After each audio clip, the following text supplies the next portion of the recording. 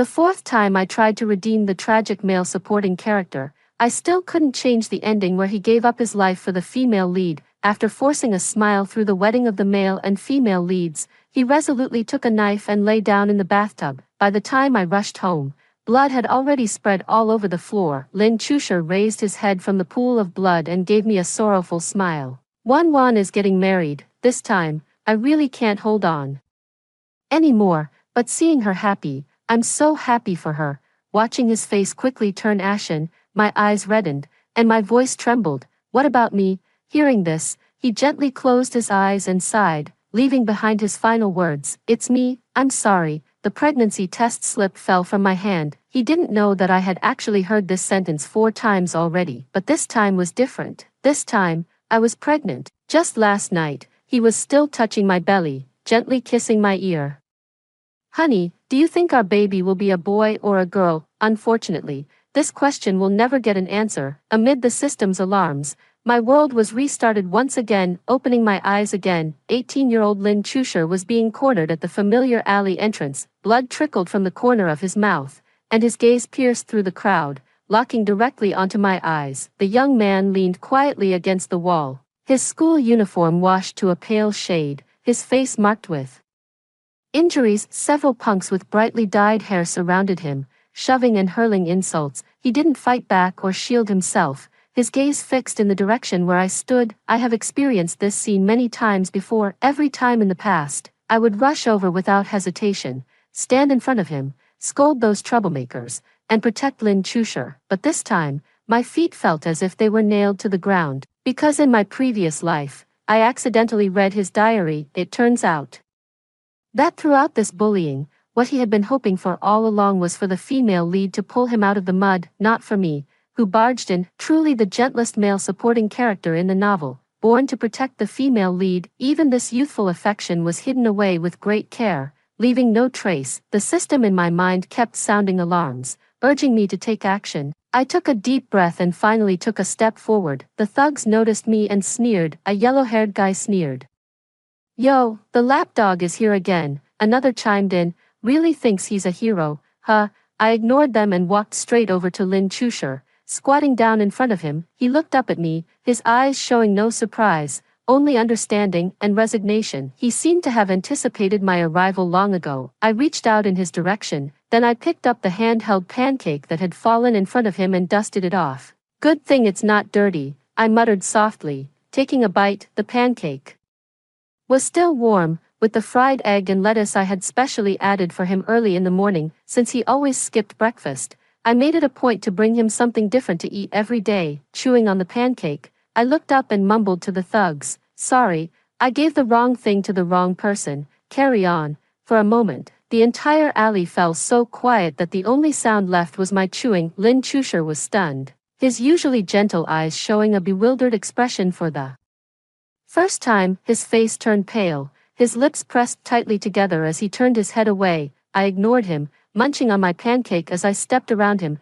When Lin Chusher entered the classroom just as the bell rang, a large part of his clothes were already soaked. He glanced at me, his lips moving as if he wanted to say something. I avoided his gaze, raising the book between us, my thoughts drifting far away. Back when I accepted the system mission, I didn't hesitate to choose the seemingly simplest task, redeem the gentle male supporting character. I naively thought that redeeming someone who appeared gentle and kind wouldn't be too difficult. The first time, I approached him as a friend. I shielded him from his father's drunken domestic violence, covered his mother's medical expenses, and supported him through his lowest moments, watching him gradually become a renowned scientist. On the eve of his award ceremony, I proudly brought him flowers, only to receive an invitation to his funeral. The last words he left me were, I'm sorry, but what he left for the female lead, Lin Wan, was a letter that spanned a full 3 pages. The letter not only contained blessings for her new marriage but also detailed the birthday gifts to be sent each year in the future, even preparing gifts for her future child's full moon celebration. The second time, following the system's suggestion, I chose to take the relationship a step further. Lin Chusher was an excellent partner. He would come to pick me up at the first sign of rain, tilting the umbrella toward me without a second thought. Even if he ended up soaked through, he would run out in the middle of the night during my period to buy me the dessert I craved. tolerating all my unreasonable whims. He would also watch my sleeping face in the early morning, propping his head up and smiling at me, then gently kissing my forehead. I fell deeply and helplessly in love with him, and I accepted his proposal on the day of the wedding.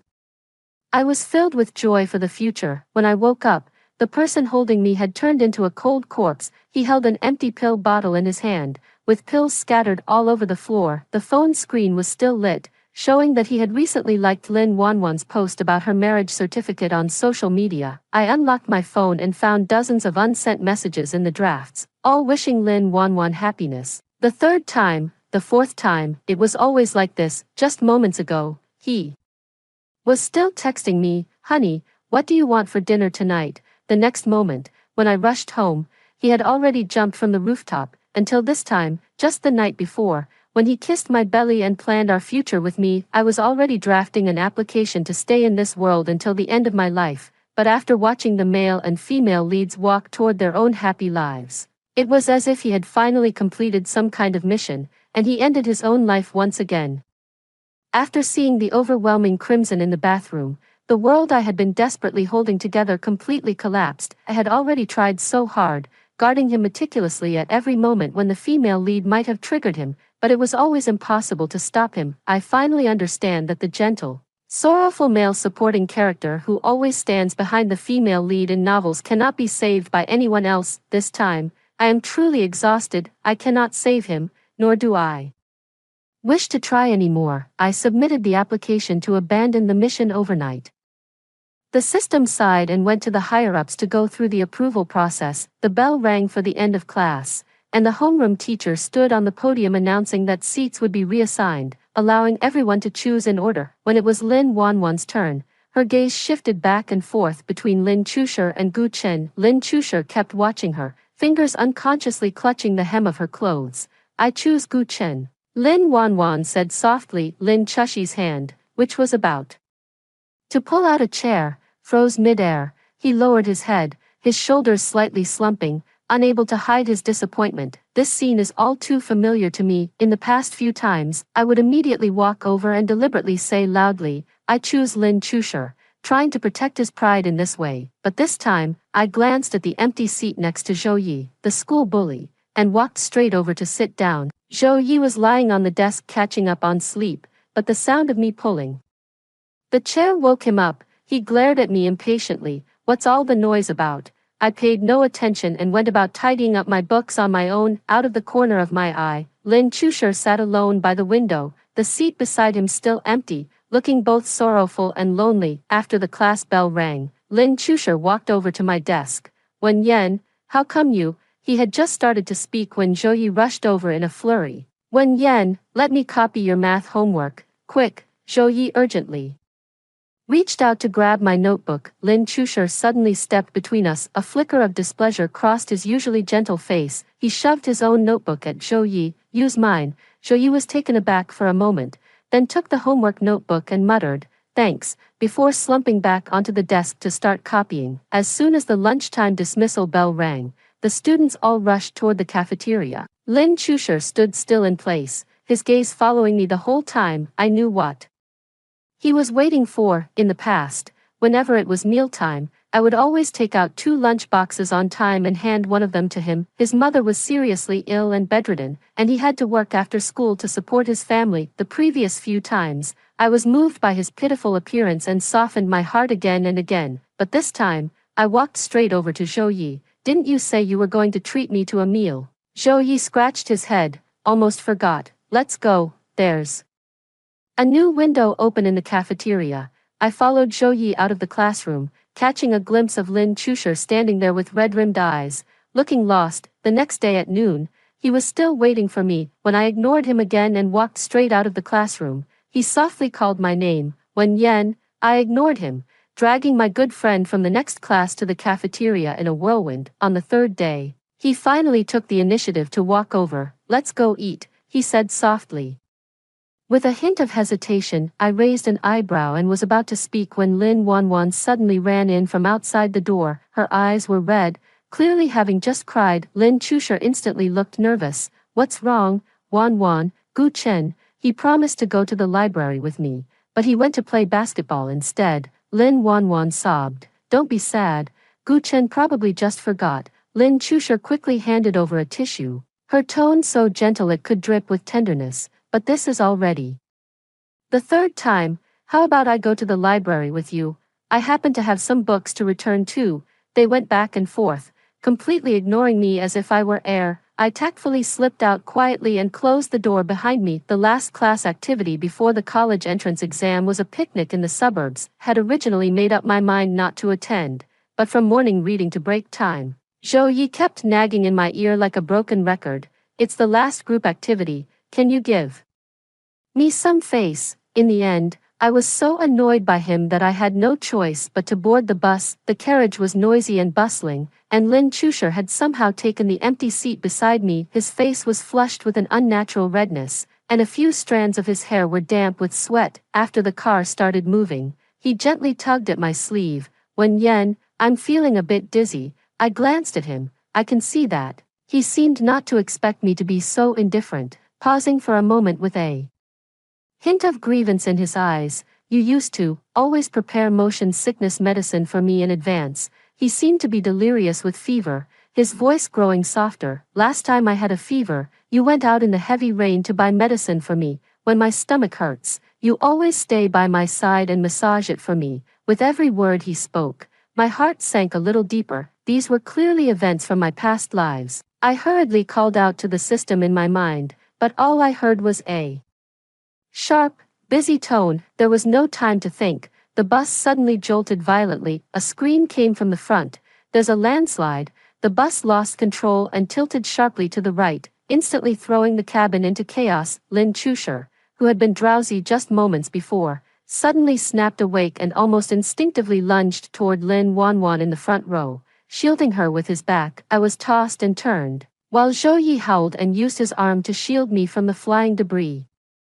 Desk mate, this time you have to let me copy your homework, all the way until the end of the college entrance exams, he shouted through gritted teeth. After the car finally came to a stop, everyone helped each other out. Lin Wanwan, supported by Gu Chen, was completely unharmed. Lin Chusher, however, was cut on the arm while protecting her, a deep gash that went down to the bone, soaking his school uniform sleeve with blood. He sat alone on a roadside rock, head bowed as he tended to his wound. He looked up in the direction of Lin Wanwan, his eyes dim. Zhou Yi nudged my arm. Hey, aren't you going over to check on him? I was lowering my head to clean his wound when I let out an impatient click of my tongue. Hey, buddy, worry about yourself first. The cotton swab, soaked in disinfectant, pressed against the wound, making Zhou Yi jump in pain. Howling and yelping, I rubbed my ears, which were aching from the noise, and suddenly felt a gaze on me. Turning to look, I saw Lin Chusher staring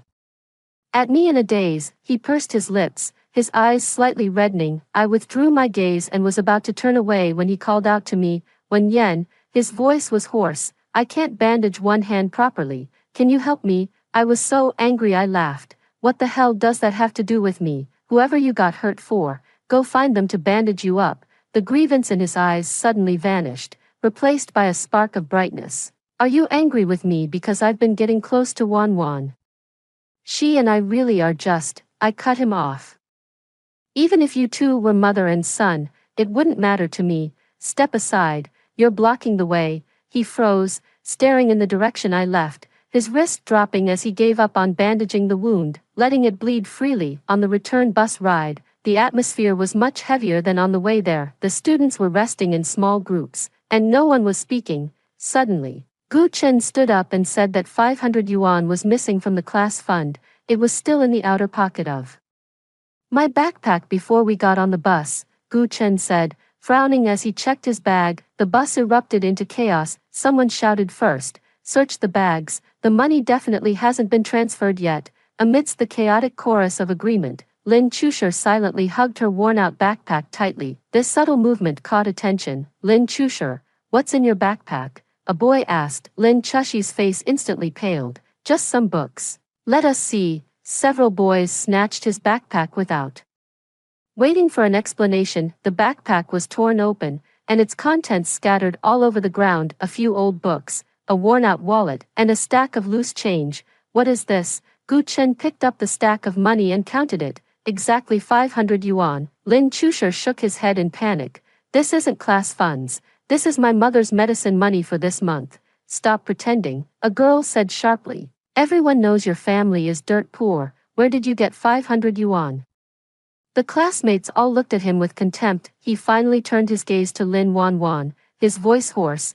Wanwan, you know, I just got my part-time wages yesterday. Lin Wanwan looked at him with disappointment. Chusher, I really didn't expect you to do such a thing. If you needed money, you could have told everyone. How could you steal the class funds? Lin Chushi's eyes instantly shattered. He opened his mouth, but no sound came out. Watching his flustered expression, I suddenly remembered how in every past life, whenever he was misunderstood, would always be the first to stand up and defend him, but this time, although I didn't want to continue being involved with him, I also couldn't pretend not to know the truth. In the end, I raised my hand and pointed to the luggage rack, speaking helplessly. Is that stack of things the class fund you're looking for? All eyes turned to the luggage rack, where a stack of banknotes was wedged in the gap. The carriage fell silent instantly. The students exchanged glances. Too embarrassed to speak, Gu Chen was the first to react, offering a soft apology. Lin Wanwan also blushed and said, I'm sorry, but Lin Chusher just stared straight at me, his eyes shining with an astonishing brightness. As I got out of the car, he quickly caught up to me, his voice carrying a hurried breath. Wen Yen, wait, I stopped in my tracks, looking at his flustered appearance. The wound on his arm had started bleeding again, staining the temporarily bandaged gauze red. Just now, thank you. He pursed his lips and spoke awkwardly. I nodded, taking a step back. It's fine, it just happened to be you. If it were someone else, I would have reminded them too. Since I happened to see the class fund, I've figured it out. Wen Yen, just as I was about to leave, he grabbed my arm again. He spoke urgently, his eyes flickering with unease. I was wrong before. I shouldn't have always been around Wanwan. I'll keep my distance from her from now on, really. Please don't ignore me.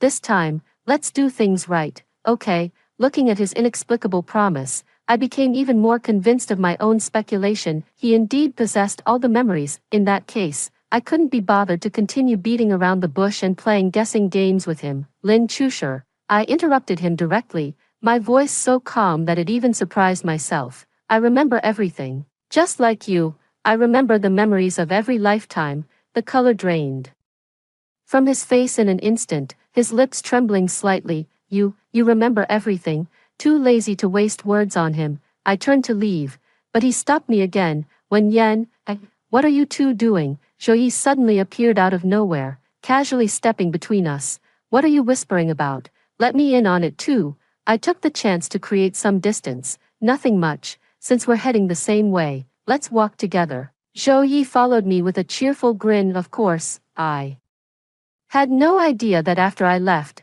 Lin Chusher remained standing in place, staring in the direction I had gone, feeling helpless and lonely. His injured arm hung limply at his side, while his other hand slowly picked at the wound that had just stopped bleeding, until blood once again stained his entire arm. Since that day, Lin Chusher has been like a silent shadow, appearing in every corner of my life. After school, he would follow me from a distance of over 10 meters, making sure I got home safely. Every morning, a bottle of warm milk would appear on my desk, and when it rained, an umbrella would be placed in advance at the classroom door. He transferred all the careful affection he once had for Lin Wanwan onto me. I tried to return the milk to him in person, but he just lowered his head and said, if you don't want it, just throw it away.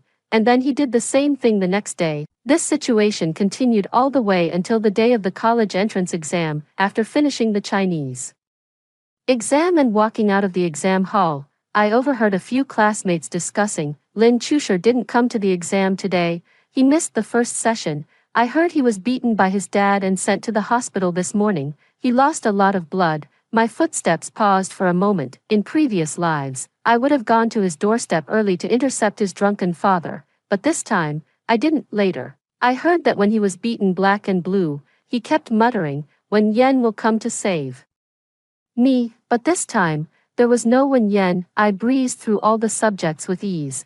As I walked out of the exam hall after the final test, the long unheard system prompt finally sounded, Host, the approval has been granted.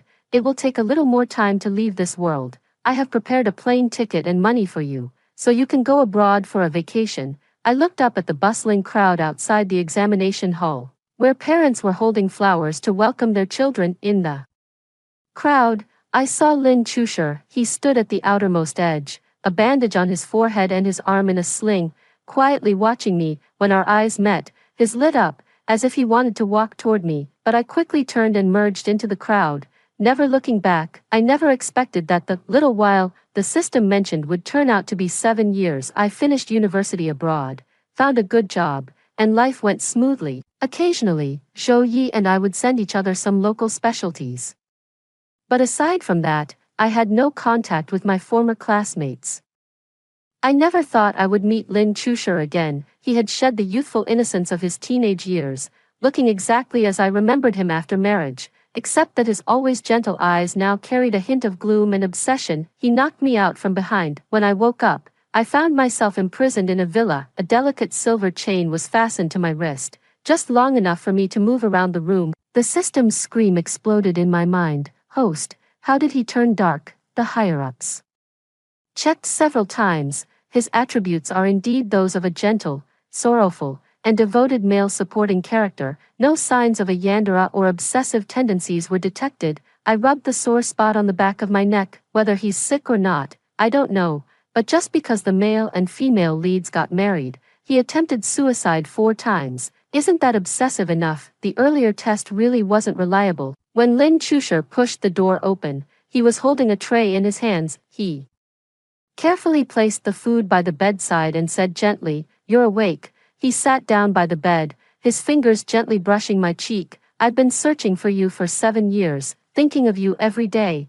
I turned my head away, avoiding his touch. He stubbornly turned my face back, his voice low and hoarse. "For these 7 years, in every city, every country, I never gave up." I looked at him coldly. "What does it matter if you found me?" He paused for a moment, then spoke with a sense of urgency. "I found you because I wanted to explain. I know, the old me was indeed irresponsible. I was wrong.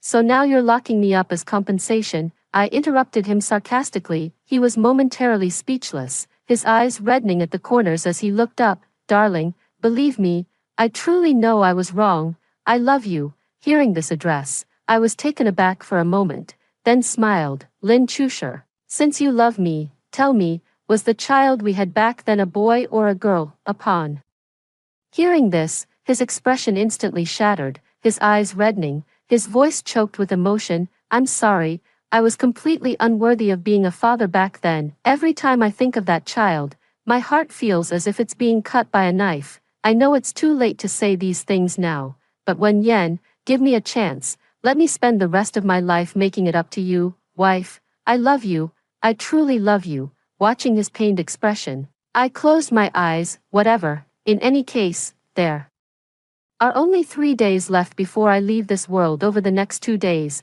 Lin Chusher treated me with meticulous care, almost to the point of being overly cautious. He remembered all my preferences. Every dish he made was something I loved, and even the room's fragrance was my favorite white tea scent. If I asked him to pour water, he poured water. If I asked him to cut fruit, he cut fruit, even when I made unreasonable demands, like wanting to eat something that doesn't even exist in this country. He somehow managed to get it for me. I tell him to go east, and he never goes west, except for that silver chain on his wrist. He absolutely refuses to take it off. "Just wait a little longer." Every time I bring it up, he avoids my gaze. "Wait until I'm sure you won't leave." Every night, he would anxiously wrap his arms around me from behind, burying his face in the crook of my neck, whispering over and over, when Yen, I never respond, like a soulless puppet, until the last night, when he murmured my name again. I remained silent for a moment before softly saying,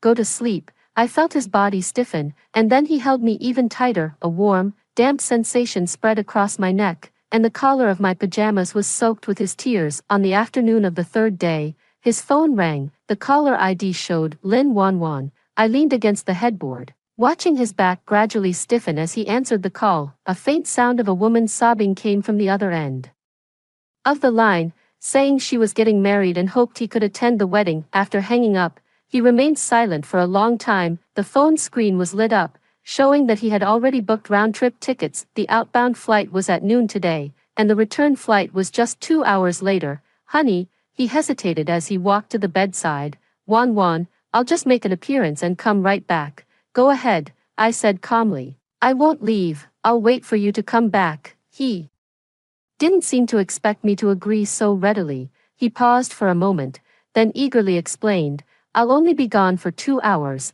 just to attend the ceremony and then leave. Look, I've booked round-trip tickets, I'll be back tonight. Watching him hurriedly pack his luggage, I couldn't help but find it amusing. It turns out that some people, no matter how many times they get a second chance, can never change the instincts ingrained in their bones. The moment he closed the door, the system's notification sound rang out right on time. Host, the exit passage has been opened. You have 3 hours left to bid farewell to this world. You don't have to wait that long. Send me away now, Are you sure? There are still 3 hours. Sure. I close my eyes. I don't want to stay a second longer. As his plane soared into the sky, my world began to dissolve into specks of starlight. One last glance. I saw the note he left on the bedside table. Honey, wait for me to come back. Let's start over. The handwriting was hurried, yet it carried a cautious sense of anticipation. Unfortunately, there was no starting over. This time,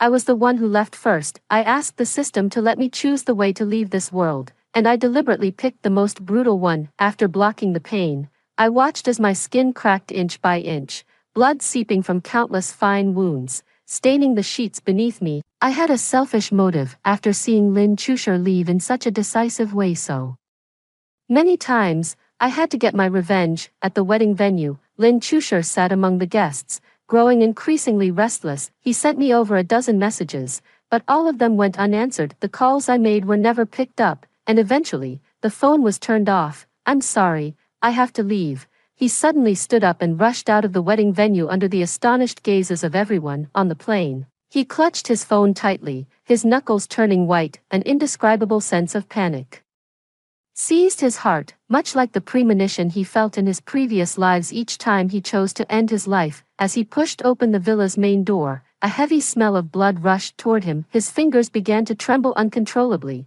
almost unable to grip the door handle. The bedroom door was slightly ajar, with dried, darkened bloodstains seeping out. He mustered the courage to push the door open, and the sight before him made his heart stop. I lay quietly on the bed, surrounded by a glaring expanse of red beneath me. Blood had soaked through the sheets, even dripping onto the floor, where it had congealed into dark patches. When he stumbled to the bedside, his fingers trembling as he reached to check my breath. The next second, he fell to his knees with a heart-wrenching wail. He tightly embraced my already cold body, as if holding onto the last piece of driftwood. Don't, please. His tears fell in large drops onto my face, mixing with the bloodstains. I was wrong. I really know I was wrong. How familiar this scene is. Once, I too knelt on the rooftop, begging him not to jump. Back then, I also held onto his leg like this, crying my heart out. But what did he do at that time? He gave me a sad smile, gently pried my fingers open, and then without hesitation, leaped down. You begged me like that back then. Choking back tears, he pressed my cold palm against his face. But I actually treated you like that. His sobs gradually faded into desperate murmurs. So this is what it feels like, to watch the person you love most die before your eyes.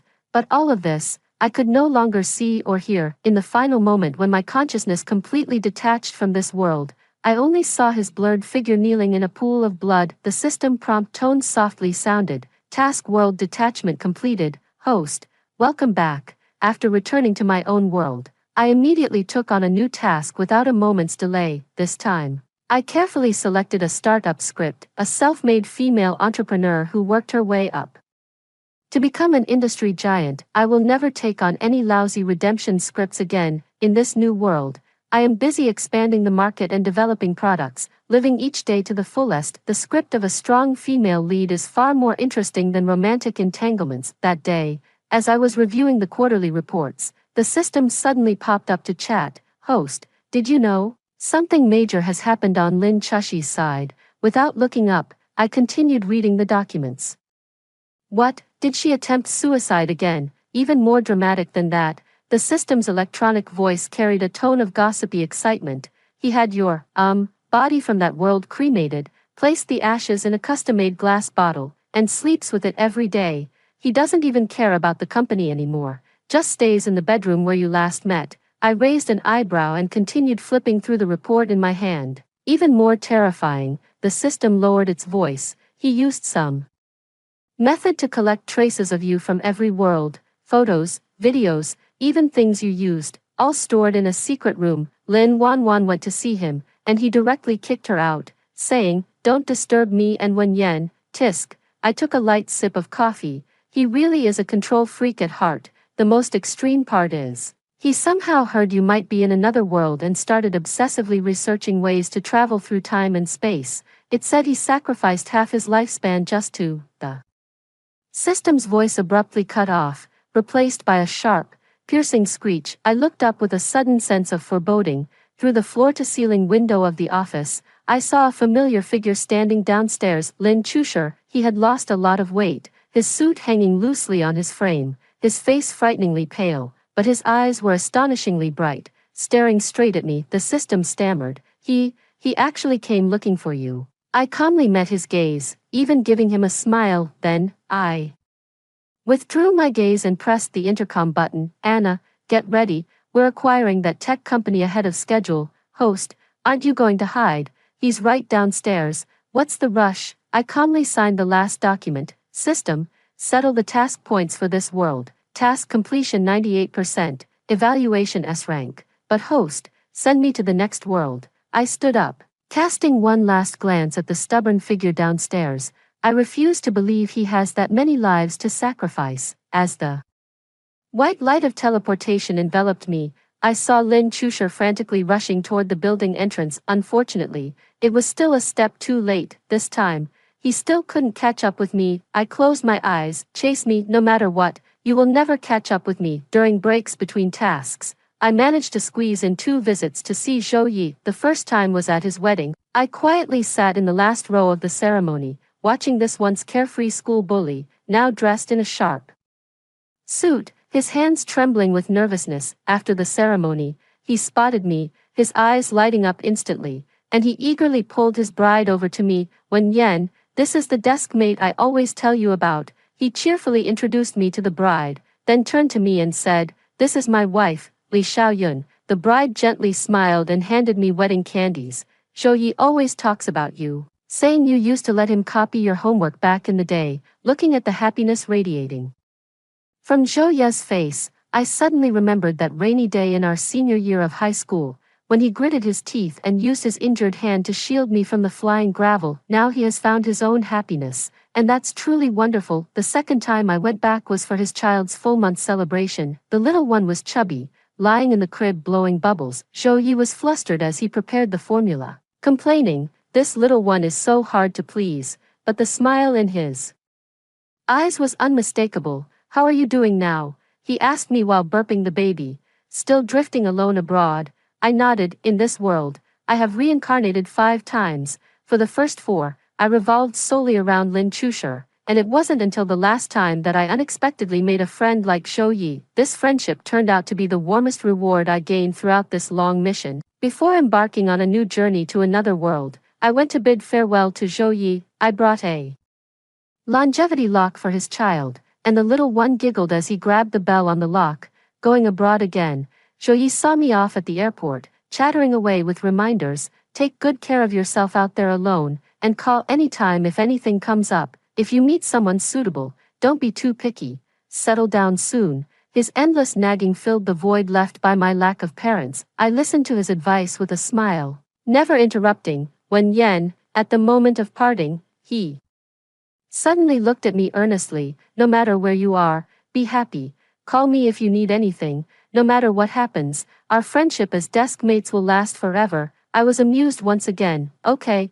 I nodded and waved goodbye to him. As I turned and walked into the security checkpoint, I heard him shout from behind, "Remember to come back and visit often." Outside the airplane window, the clouds are like soft cotton candy. The system softly asks, "Host, what kind of world do you want to go?" To this time, anything is fine. I close my eyes.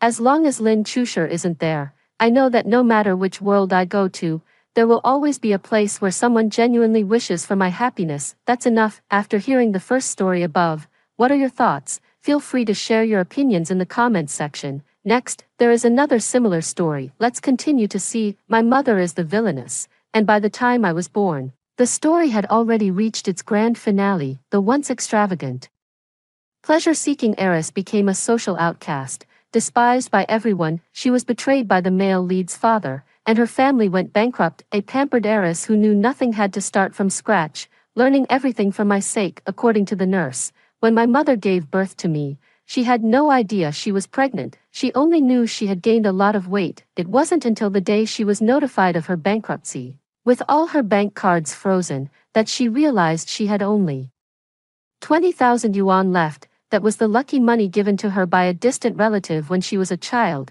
She thought it was too little and never touched it. She looked at the remaining 20,000 yuan and felt a stomachache so severe that she ended up in the hospital. Then she gave birth to me, and during my birth, my mother insisted on staying in a VIP room, saying she didn't want to go to the ordinary delivery room. As a result, her balance lost a zero, dropping to 2,000 yuan. My arrival was quite sudden. The first time my mother saw me, she acted like a fool. She was too shocked. She had never thought about having a child, not even when she loved my father the most, because she needed a lot of love, and that love could only be given by her father, and only to her alone. They had made a vow when they were very young. Shen Kei's love can only be given to Yu Song alone. When they were just growing up, that was indeed the case. Dad's love was given to her alone. At 18, Shen Kei told her, "I like you. Only you." He kept the promise he made as a child, and everyone knew that Shen Kei belonged to Yu Song. Whenever mom kept a close eye on dad, those who knew them would always tease, "The young lady's possessiveness is really strong." At 18, Shen Kei found sweetness in her possessiveness. It was like a green apple lollipop, slowly melting into a sweet sensation in the heart. Blushing, he bid farewell to these friends and turned to run toward his own happiness. At 24, Shen Kei felt only oppression in the face of her possessiveness, like a dipping sauce with unbalanced sweet and sour flavors. It can't be spit out, and when held in the mouth, only endless bitterness remains. Friends mock him for being henpecked. Whenever he hears the urgent ring of his phone, his heart begins to sink. If suppressed emotions find no outlet, the heart will open a window in another direction. So he chose to stray and fell in love with another woman. He knew he was wronging Yu Song, so he kept it a secret. At first, the scale still carried some weight due to guilt, but the joys of straying gradually tipped the balance to the other side. When all the lies fell apart, they made a mess of things. The two hurled insults and tore at each other, turning their home into a place unrecognizable. In the end, they vowed never to have anything to do with each other again. They just got divorced last month. As the mother of the malicious female supporting character, she is extremely paranoid. Once dad shows less affection towards her, she starts getting suspicious. 3 fixed phone calls every day. The clothes she wears are always chosen by mom. She must return home by 7 p.m. every night. Even though she was on high alert every day,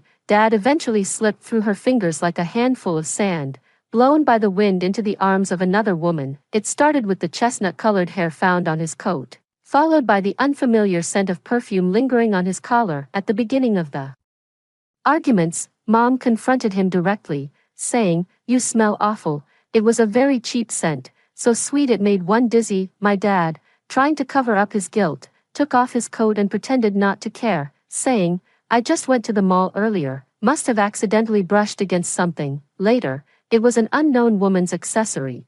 The nanny found a silk scarf in my dad's pocket. When the nanny asked about it, my mom realized it didn't belong to her. Then came the deliberate turning away from each other at bedtime, eyes wandering during a hug. Mom couldn't ignore these changes, so she hired some private investigators to look into dad's whereabouts. When those photos came through, mom could hardly believe it. He cheated with the person he hated the most. Perhaps it was the innate intuition of a villainess. The first time she saw this person, she felt an instinctive dislike for her. That person had a face completely opposite to hers, and in these photos, the good husband in others' eyes, the one who once loved her the most. During his work hours, He held hands and embraced this person as if no one else was around. The two of them were so familiar, as if they had been together for many years. Just a year ago, her father had still been bad-mouthing this person with her late at night. Both agreed that this person was a seasoned green tea. Now, dramatically, this person has become the husband's lover, became the third party in their marriage. The mother tried to talk to her in an attempt to win back her husband, but she refused. The second time, Mom deliberately went to the company to confront her. After waiting for a long time, she finally came down, but she was holding onto my husband's arm. When Dad saw Mom, he immediately shielded her behind him. This scene made Mom laugh. She said, "Shin-kei, don't you have an explanation?" Dad didn't respond to Mom, but instead turned around and said a few words to the girl, telling her to leave first. After coaxing the girl away, Dad tried to come over and take Mom's hand. He didn't try to justify himself or admit that he had changed his heart. Instead, he kept saying sorry, sorry as he spoke. He slapped himself, then he knelt down directly, begging her not to divorce. Mom was silent for a long time, then turned and went into the room. When he thought his mother would choose to divorce the next morning unexpectedly, his mother forgave him. She said, "Not divorcing is fine, but you must promise me to cut ties with that girl." Then the situation completely reversed, and the girl turned around to confront his mother. Mom refused her several times, and in the end, she came to our house to confront Dad. Dad saw his lover in such a pitiful state and suppressed his heartache. He took her and left. A month later, he finally returned to this home. The sky was gloomy and pouring with heavy rain as Shin-kei pushed open the door, drenched from head to toe, just when she thought her unfaithful husband had finally realized her worth and decided to come home. A stack of photos was thrown in her face, the sharp edges cutting her skin. Only then did she wake up from her dream. This man wasn't here to reconcile. He had come to demand an explanation. "You Song, you're becoming more and more disgusting. Just seeing your face now makes me sick. How can you be so malicious? You knew perfectly well how important this banquet was to Lin Yuran, yet you still had people ostracize her. Do you have any idea how many sleepless nights she spent preparing for it? Are you even human? Can't you stand to see others doing well?" Mom was stunned. She never expected her longtime partner to lose his temper so severely over an outsider. In an instant, her pent-up grievances erupted. "Yes, I just can't stand to see her doing well. Why should a woman who destroys other people's families get to live better and better? Why don't you ask me? How many days and nights have I cried for you? How many long nights have I endured for your career? What right does she have? Tell me, what right does she have?" She almost screamed herself hoarse. Then, like a deflated balloon, she tugged at her hair, bent over, and broke down in tears. The cold rainwater on him dripped straight down the back of her collar. All the passion in her was extinguished. Shin-kei just watched her coldly. He thought, this scene felt so familiar. In the past, when she cried like this, he would still feel heartache. Now he suddenly found himself wanting nothing more than to escape from here. So he said, "Let's get a divorce." Mom's mind went blank, and she slapped him across the left cheek. Shin-kei was stunned by the blow. "Divorce? You can even say that? Isn't it all your fault that we've come to this? I just don't understand. When all couples face problems, they choose to solve them. But you chose to solve me. You chose to cheat. My dad couldn't stand it. They had rarely tolerated each other since childhood." So he pushed her in front of the mirror. "What about you? Have you ever really looked at yourself?"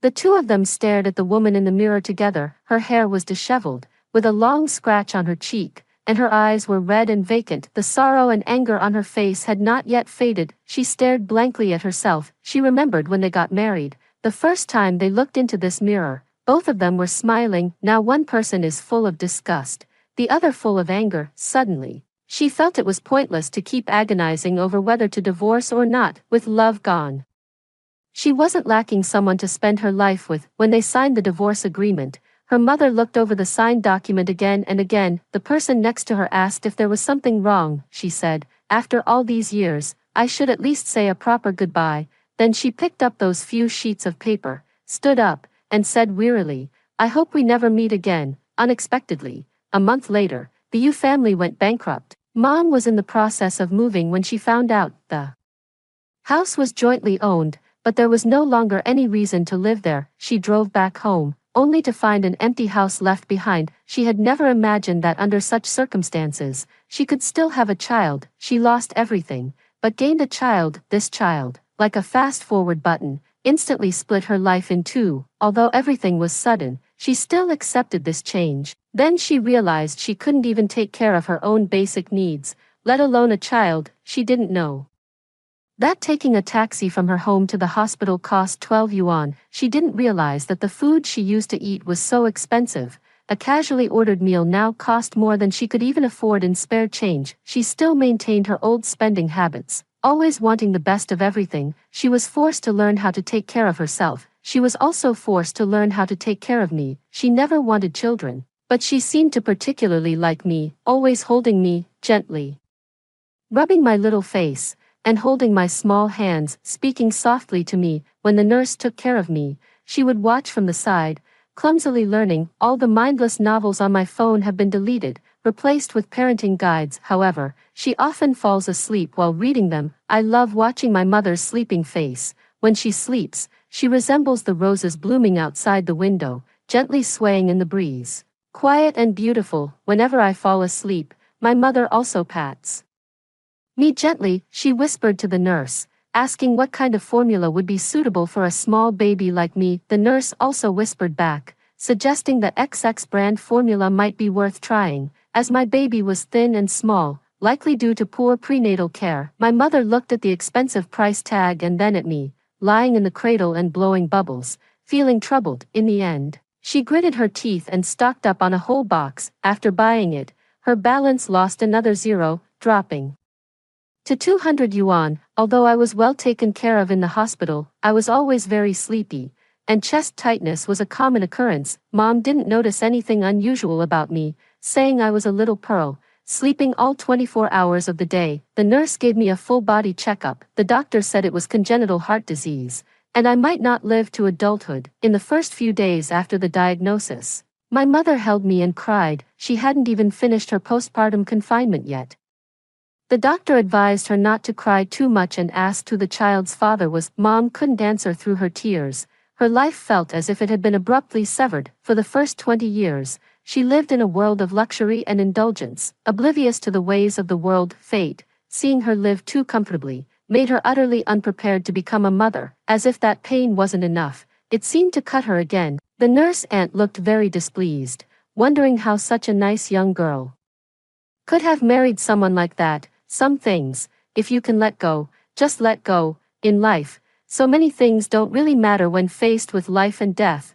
The nurse patted her back and comforted her softly. They even brought in a psychologist for her to prevent postpartum depression. The nurse aunt often looked at me and sighed. She said that at first, she really disliked her mother, thinking she was nothing like a mother should be. Later on, she began to feel sorry for her mother because she seemed like a newly sprouted flower bud. The slightest wind or rain could make her fall from the branch. She encounters people like this several times every year. Perhaps it's because I'm too well behaved and too adorable. She always wants to take extra care of me when she looks at me, and she can't bear to see me become an orphan like this. But no matter how much sympathy others had for me, the exorbitant medical expenses ultimately overwhelmed my mother. In the past, she went mad over a love that couldn't be salvaged, doing everything to lose face, humbling herself to please others, constantly depleting her own resources to support him, splashing red wine on the female lead in public, and sabotaging her career. From childhood to adulthood,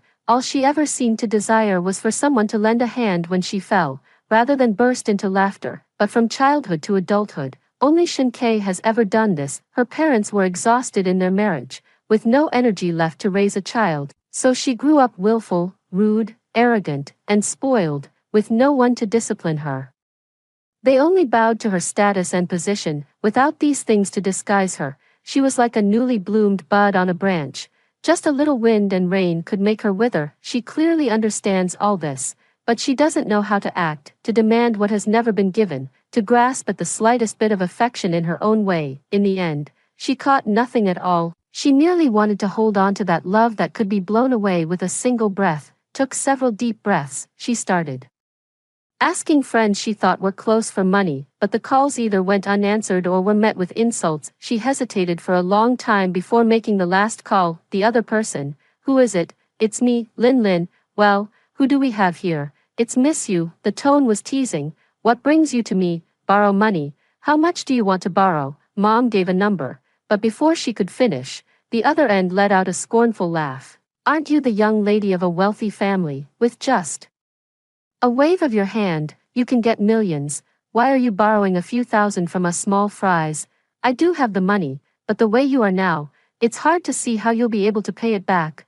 Why don't you bark like a dog a few times? Maybe I'll feel sorry for you and lend you the money. After the person finished speaking, a burst of mocking laughter came through the phone. Not only were they mocking her, but they also wanted everyone to know that now anyone could make fun of her. But this time, Mom didn't hang up the phone as quickly as she usually did. She asked, "Was I not good to you before?" The laughter over there suddenly turned cold. "Yes, you were very good to me, but all of that was what you owed me, who made you born into wealth, possessing riches I could never attain in several lifetimes. I've always wished for you to fall into misfortune. Now that you're in trouble, I'm especially happy. I'm celebrating with them, celebrating your downfall, that there will soon be one more person in the world just like us." My mother didn't hear the rest of the words. She slowly sat down in front of me, phone in hand, and gently touched my blanket. She wondered, what were the people around her like in the past? As the eldest daughter, even though she was so unpleasant,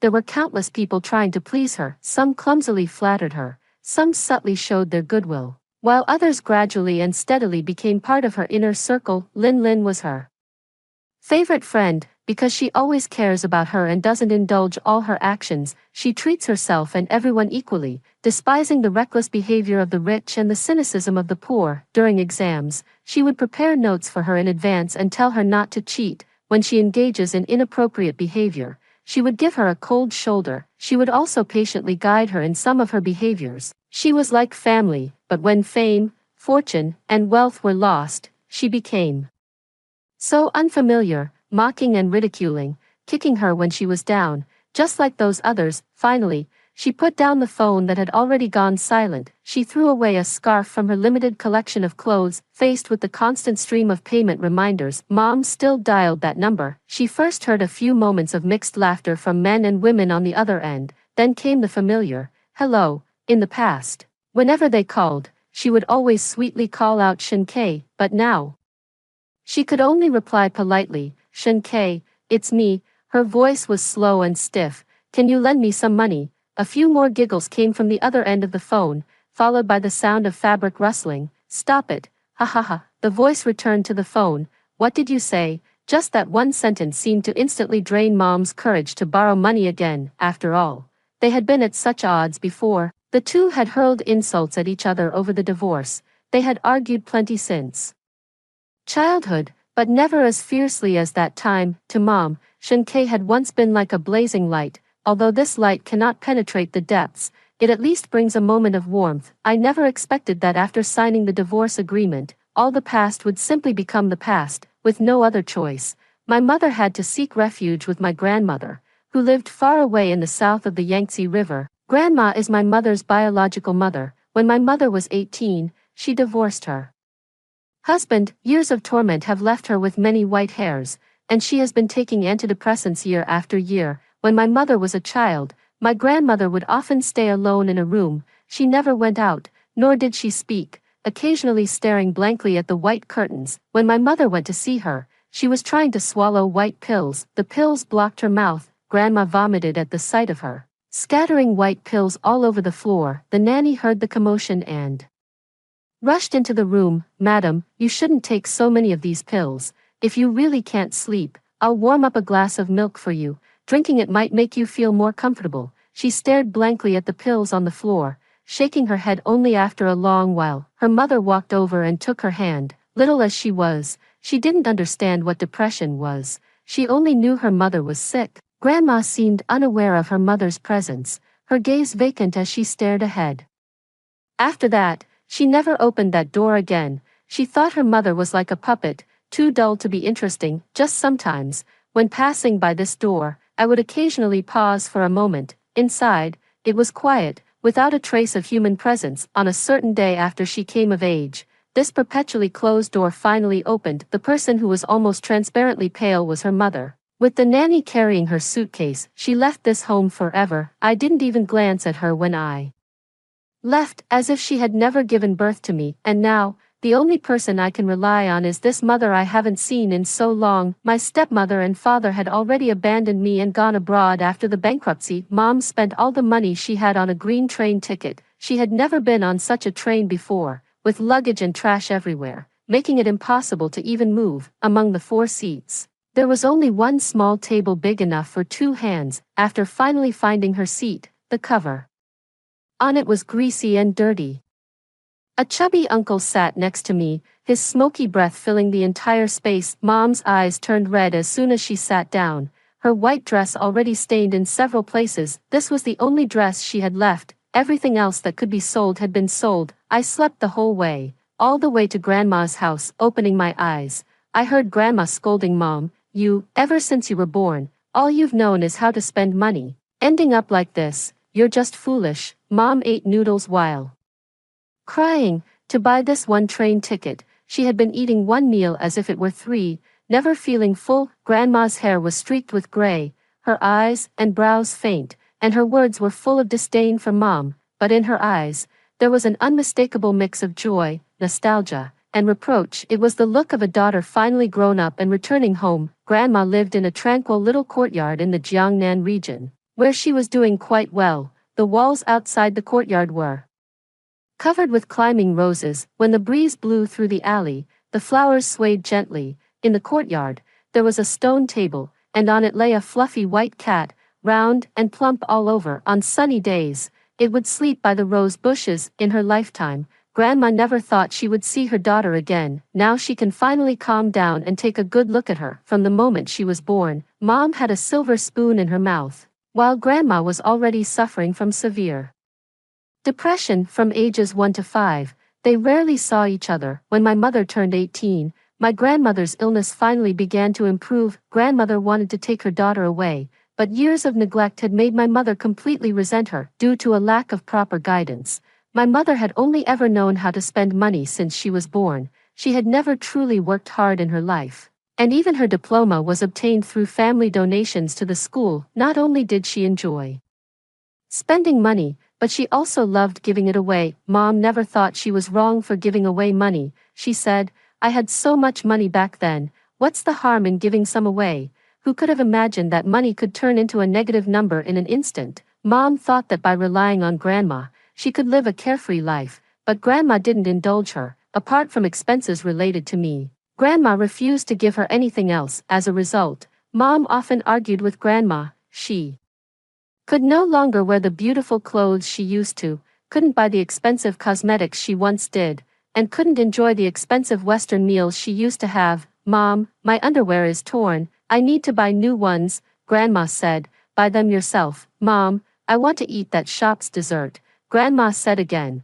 "Buy it yourself." "Mom, the new lipstick collection is out, I want to buy shade 203, Grandma still said. "Buy it yourself." Mom was so angry her face turned red and her neck thickened. Her once beautiful dyed hair had faded, her curls were no longer bouncy, and she was wearing one of Grandma's old t-shirts. Before moving in with Grandma, Mom used to cry often, but now she doesn't cry anymore. She was just angry, like a child who couldn't get candy. Mom learned to cook from Grandma here, and every day she would also follow Grandma to trim the flower branches in the garden, doing many household chores she would never have touched before. Sometimes she would even complain to me, saying, "Little Juju, your grandma has fallen for someone else now. She doesn't like me anymore. She likes you." We spent a year here. That year, it snowed in Jiangnan as well. I turned 1 year old, grew a few little teeth, and my smile made my mother's heart bloom with joy. She often lifted me high, and we would spin around together among the rose bushes. Grandma still loved sitting by the window, reading that novel so thick she could hardly lift it. Occasionally, I would stare blankly at the roses outside the window. The daily routine for the mother and daughter was bickering. Grandma scolded her daughter for having no concept of spending. Mom complained that Grandma was old-fashioned. While I played in the living room, Grandma would read me some storybooks, she said. In the end, the pigeon flew away, deciding to head for distant lands to find a place of its own. Whenever Mom saw this, she would always sit with me, listening intently to Grandma's stories. Winter was a tough season.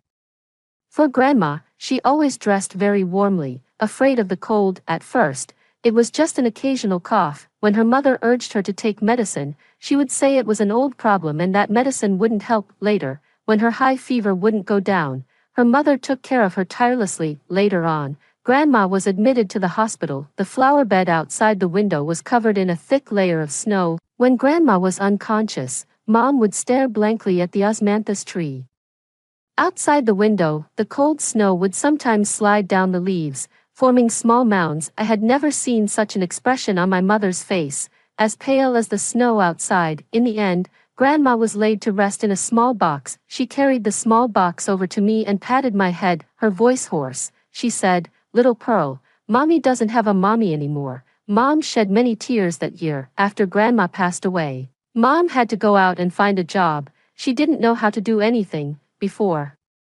The only thing she was really good at was dressing herself up. Originally, with her high level of education, she could have found a decent job, but people didn't dare hire her once they saw her photo and name. They said Mom had done too many foolish things, and they didn't believe she was capable of handling the job. Of course, most of the reason is also not daring to offend my mother's ex-husband, my father. Mom often said that Dad was a heartless man who wasted so many years of her youth. Later, she stopped saying it, because she had too many things more important than the love Shinkai gave her. To cover my medical expenses, my mother had to take on odd jobs everywhere. To avoid drawing attention, she deliberately went without makeup. This way, she could quietly secure a job like an ordinary person. In the end, a flower shop was willing to hire her long-term. It was a skill my grandmother had taught her that year. The flowers she arranges are beautiful and elegant, and no matter what unusual requests the clients make, she can satisfy each one. This is the only thing she can do every day without ever getting tired of it. Our lives seem to have suddenly settled down again. Mom comes to visit me in the hospital every day. She had no friends and didn't dare to make any. In the year she went bankrupt,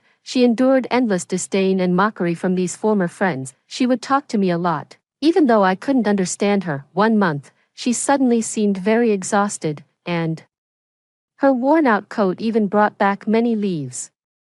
She said, "Little Pearl, do you want to see your dad?" The phone call Mom often tried to make right after I was born, it was never dialed. I was angry that Mom still thought about this bad person, so I turned my head and played with my fingers, ignoring her. My mother chattered on, saying many things to me. The next day, two people came to see me, a man and a woman. I had never seen my father since the day I was born. When this man tried to touch me, I cried with all my might. The nurse hurried over, trying to comfort me. While the man was flustered and pushed to the back, the nurse asked, "Are you a family member of the patient?" The man said, "I'm her father." Seeing me crying so hard, the woman also tried to comfort me. "I don't like her. She carries the scent of my father." At that moment, my mother walked in, faced with her ex-husband. She had nothing left to say. She simply picked me up with practiced ease, patted me gently, and whispered softly, "Good baby, don't cry." My father stared at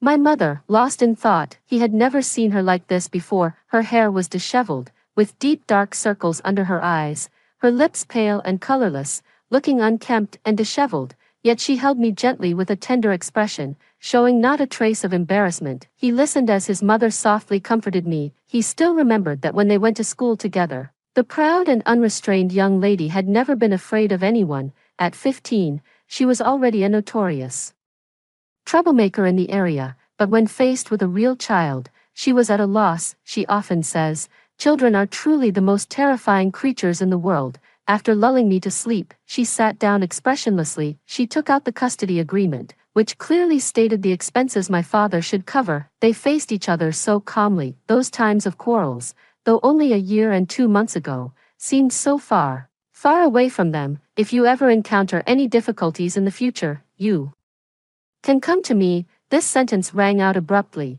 and he dared not look directly at his mother, only occasionally looking up to take a glance. After Dad finished speaking, the aunt sitting next to her tugged at his clothes. That aunt was just as beautiful as Mom, but her features were softer, with much less sharpness. She was like a yellow daisy blooming in the corner of a wall, standing out strikingly among the dull surroundings. My father, he still carries the air of a young master, as the male Lead, he shines brightly wherever he goes. Mother remained silent. The male lead's sense of guilt could certainly bring benefits, but she no longer wanted to have any connection with this person. When Grandma was on her deathbed, she said to her, "Move forward." From then on, she made up her mind to listen to her mother, to move forward and look ahead. Her mother also sent a court notice to her good friend, Lin Lin, demanding the return of all items gifted to her before this year. All those past items were sent back, and her mother sold them off, earning a substantial sum of money. Those former friends said she had no shame.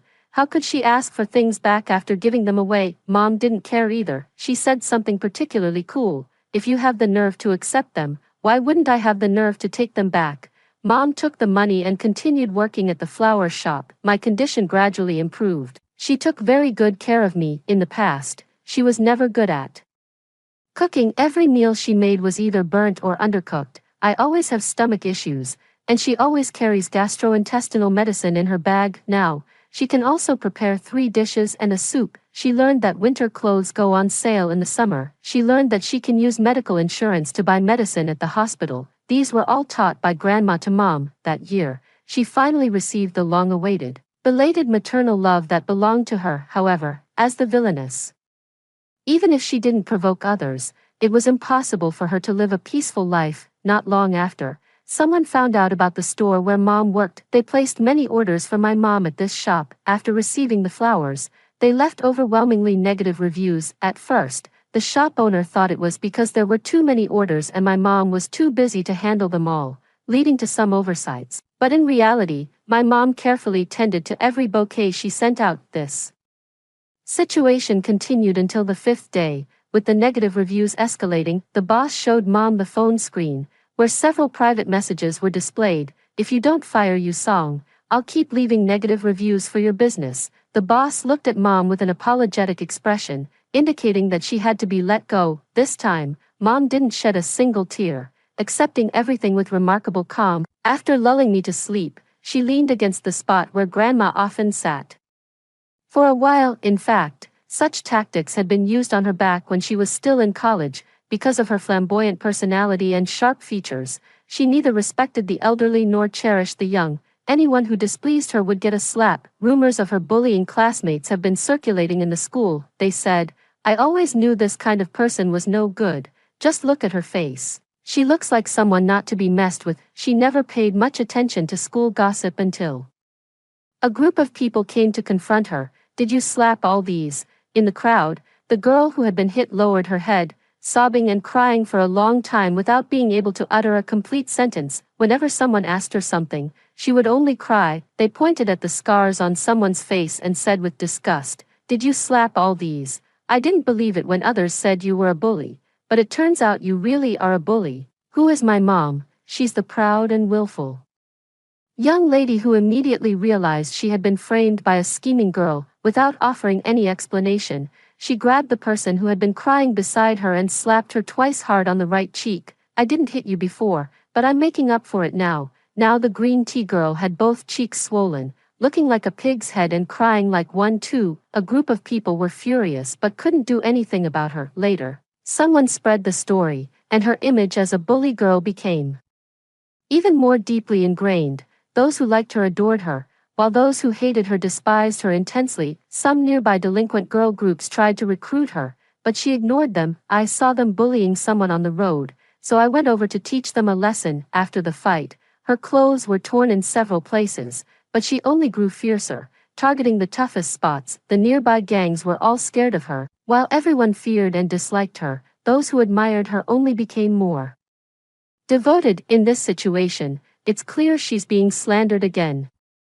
Mom asked someone to check the IDs of these people. She specifically brought a bouquet to apologize, and while apologizing, she didn't forget to hire a bodyguard for herself. Those people opened the door in confusion. I saw my mother's cold and elegant face, holding a bouquet of flowers in her hands, her high heels clicking loudly. It was as if she was about to deliver a flying kick the next second. Behind her followed a muscular man standing 2 meters tall. Those impossible to ignore muscles clearly conveyed the message: the price of malicious negative reviews.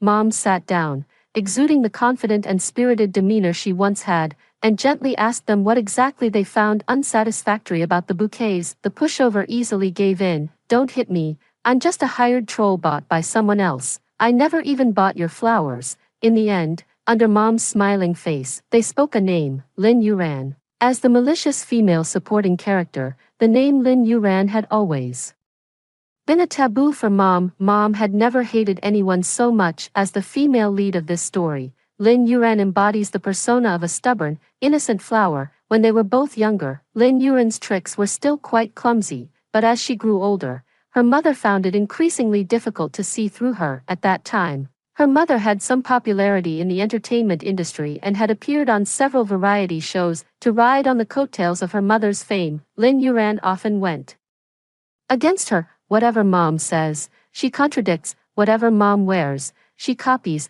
Whenever someone criticizes her, she plays the innocent victim. Unaware viewers often think Mom is bullying her. Mom was cyberbullied for quite some time. In the end, Shen-Kei managed to get the behind-the-scenes footage, which led to her social death. The sudden collapse left her with no choice but to go abroad for further studies. A few years later, she made a comeback, starring in several art films, and the standout roles helped rehabilitate her image. She seemed to have settled down and no longer provoked my mother. It wasn't until later, when her resources kept getting better, that my mother realized Shen-Kei had invested a lot of money in her. The two of them had been together for a long time. She played a clever move of playing hard to get. After returning to China, she focused on acting steadily, occasionally making a few deceptive moves to make Shen-Kei think she was up to mischief again. When Shen-Kei wanted to punish her, he discovered that everything was an illusion, and in reality, she was quite pitiful. He had wronged Lin Yuran and felt guilty as a result.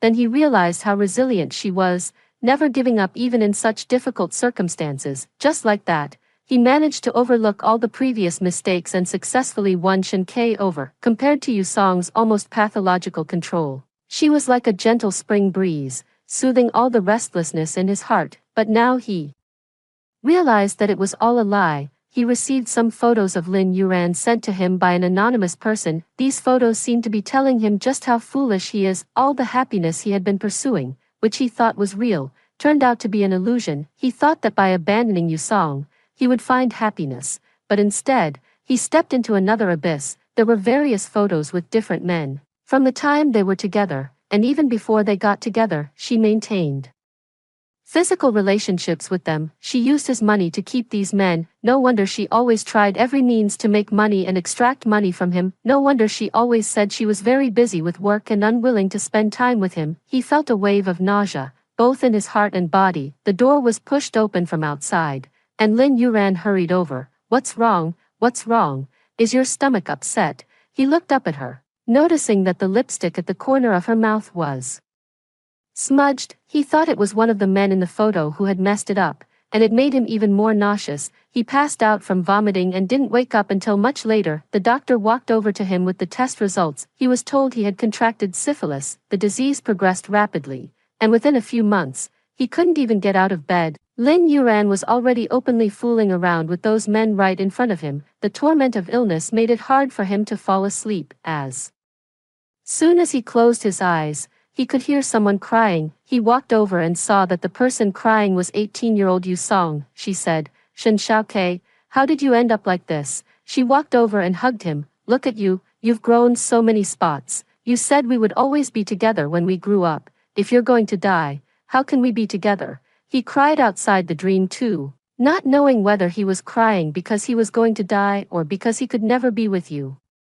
Song again. Shen's father and mother also saw those photos. Shen's father angrily said he wanted to beat his useless son to death, but upon seeing his son lying on the hospital bed covered in spots, he, at his advanced age, could only kneel down with tears streaming down his face, praying to heaven to let his son live a few more days. Shen's mother sat on the hospital bed, tears and snot streaming down her face. "Look at you. I told you how wonderful Song is, but you insisted on marrying that shady person. Now look what happened." She ran off and even caught this kind of disease. His parents sought medical help everywhere for his health, but they still couldn't control his condition, and Lin Yuran had already left long before Shen's parents arrived. After Shen Kei's death, his will stated that half of the inheritance was to be given to his mother. Shin's parents, the elderly couple, also transferred a sum of money to his mother, saying it was for their granddaughter's upbringing. Mom used the money to pay off the debts she had owed before. She also bought out a flower shop not far from Grandma's small courtyard. Actually, all those photos were sent by Mom. Grandma had placed an old phone in the drawer of the table she often sat at. There is only one number in the phone. Mom called, and the person on the other end was a private detective. Over the years since she left, Grandma never stopped caring about Mom. Grandma had already prepared those photos for Mom. Mom looked at those photos, at the box containing Grandma, and appeared deeply saddened. I tried to speak to Mom, but could only make a whimpering sound. Hearing my whimper, Mom wiped the tears from her face, walked over, and held me in her arms. Another April arrived, and after we had paid our respects to Grandma, just basking in the sun in the yard. The spring sun is warm. After Grandma passed away, the chubby cat sadly lost a whole circle of weight. Fortunately, kittens don't hold on to memories, and with Mom's care, it quickly regained its original figure. It loves to sleep in my little cradle. Mom often says that it is also Grandma's baby. Mom dressed me in a little floral spring outfit. As the spring breeze blew, the little tufts on my head swayed with the wind. Mom carefully held them in place, afraid that if they were blown apart, I would start crying. She has now learned not to solve problems with tears, and the one who cries easily has become me. Mom's flower shop had a steady, if not booming, business, enough to cover our daily expenses. The town was quaint and charming, bustling with visitors every day. Mom also opened a small bed and breakfast in the courtyard. She made many new friends. Nowadays, those who know my mother say she is gentle-tempered, mature, and generous. No one would ever guess that she was once the young lady who passionately cursed on the front page headlines. She has no habit of sharing her hardships with others. It's not that she has lost her temper, but rather that she has hidden it all away. At the end of the year, my mother took me to a photo studio, and we had a set of portraits taken. Those solo and duo photos were placed together with my grandmother's pictures. My mother's photo was that of a leading lady, while mine was a cartoonish QQ character. Together, we are a happy mother and daughter. Mom looked at the photo again, her eyes reddening once more. After a long while, she lowered her head and said to me, "Thank you." I didn't understand, looking at Mom with wide, round eyes. Then I stood on tiptoe and wiped the tears from her cheek. After hearing the two stories above, what are your thoughts? Feel free to share your opinions in the comments section. Looking forward to hearing from you. If you liked this story, don't forget to like it, share it, and subscribe to my channel. See you next time.